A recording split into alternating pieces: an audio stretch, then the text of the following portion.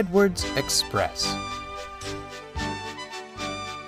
When Gordon arrived on the railway, Sir Topham Hatt purchased brand new express coaches for him. They had sturdy metal bodies, smooth bogies, and separate compartments for the passengers. Gordon was well pleased with his coaches.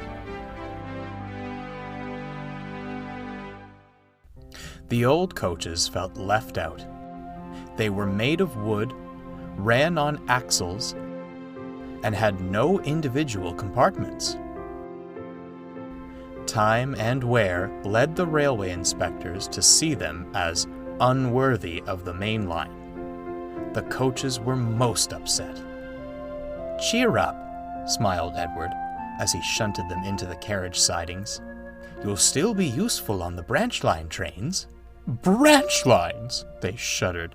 "How embarrassing!" While Henry was shut in the tunnel, Edward took over his local trains. He knew all about being left behind, and brought the old coaches out every chance he got. This cheered them up.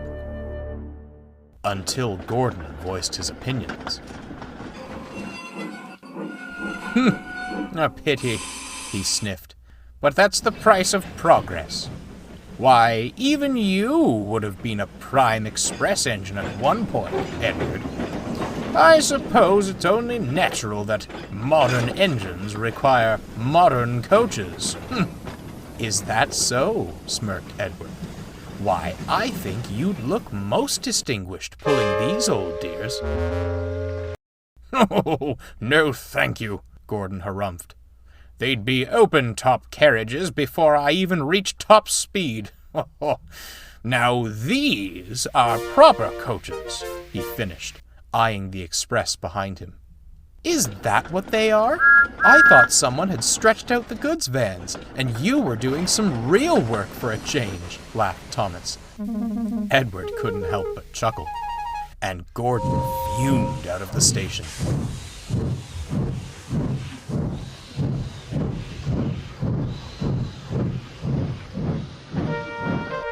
His mood didn't improve on the main line. They were running well.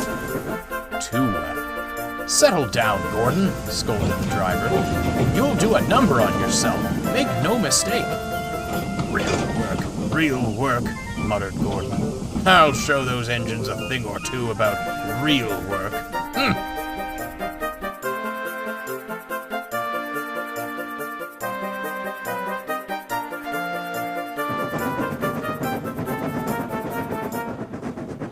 Then next morning, Gordon tried to leave the sheds, but he couldn't.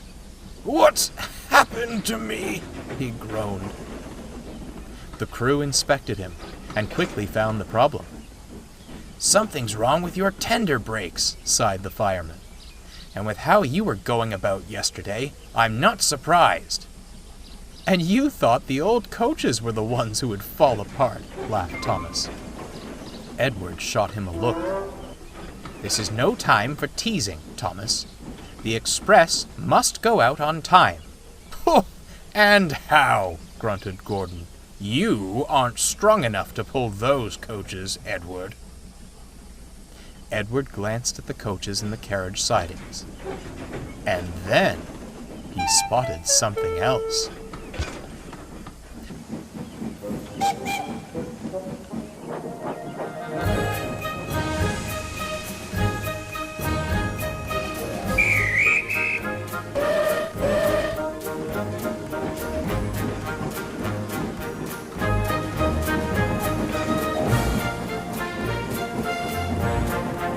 Passengers were growing impatient. There was no train ready for them, and it would soon be time to leave. The Fat Controller had just stepped out of his office to see what the matter was, when he saw a most peculiar sight. Edward came steaming in with all the old coaches he could find. The passengers were surprised, but thankful they had a train at all. They hurriedly boarded the coaches, and the Fat Controller smiled. "Well done, Edward. Most resourceful of you. Don't push yourself too hard now. I may not match Gordon's pace, sir, smiled Edward, but I'll have a jolly good try. The guard blew his whistle, and Edward started away.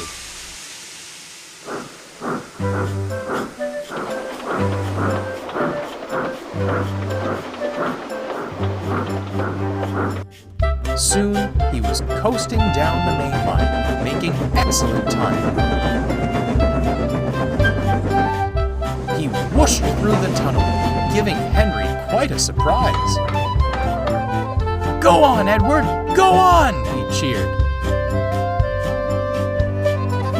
Come along, Edward puffed. "Gentle and fast, gentle and fast," cooed the coaches. They were very pleased with it.